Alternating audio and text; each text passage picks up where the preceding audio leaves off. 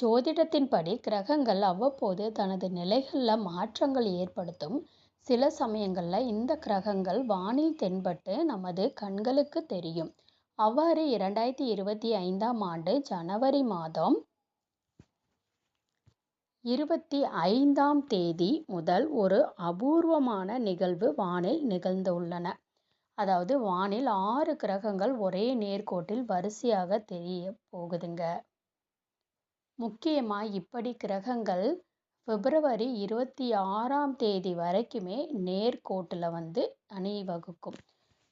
இந்த 6 கிரகங்களான செவ்வாய், குரு, வீனஸ், சனி, யுரேனஸ், நெப்டியூன்ஸ் போன்றவை. இதில் செவ்வாய், குரு, வீனஸ், சனி ஆகிய கிரகங்களை கண்களால் காண முடியும். மீதமுள்ள யுரேனஸ், நெப்டியூன் ஆகியவை தொலைநோக்கின் மூலம் மட்டுமே காண முடியும். இப்படி கிரகங்கள் வரிசையாக இருப்பதால் பாதக யோகம் உருவாகி இருக்குங்க.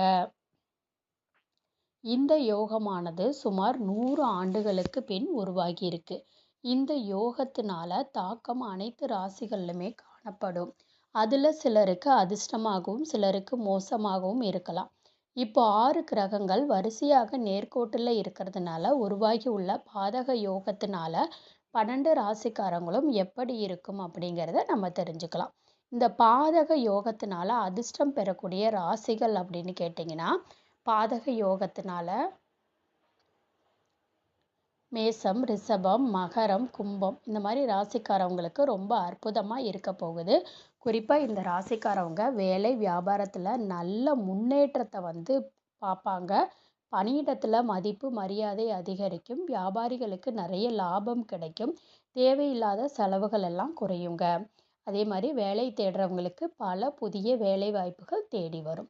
சிலருக்கு வெளிநாடு செல்லும் வாய்ப்புகள் தேடி வரலாம். நீண்ட நாட்களாக நிலுவையில் இருந்த வேலைகள் எல்லாம் வெற்றிகரமாக முடிவடையும்.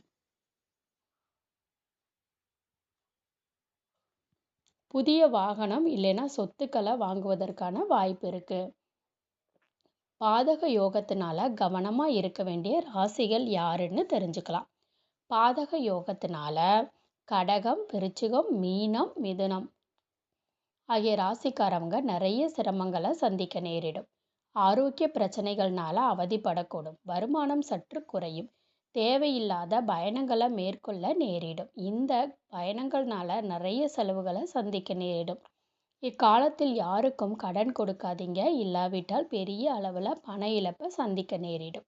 முதலீடு செய்வதை தவிர்க்க வேண்டும். பணிபுரியறவங்க அலுவலகத்தில் சில பிரச்சனைகளை சந்திக்க நேரிடும். ஆனால் தனுசு, சிம்மம், துலாம், மீனம் ஆகிய ராசிக்காரவங்களுக்கு ஓரளவு சுமாராக இருக்கும். இந்த பதிவு உங்களுக்கு பயனுள்ளதாக இருந்துச்சுன்னு நினச்சிங்கன்னா மறக்காமல் வீடியோவை லைக் பண்ணிக்கோங்க. உங்களுடைய ஃப்ரெண்ட்ஸ் அண்ட் ஃபேமிலிக்கும் ஷேர் பண்ணுங்கள். நன்றி.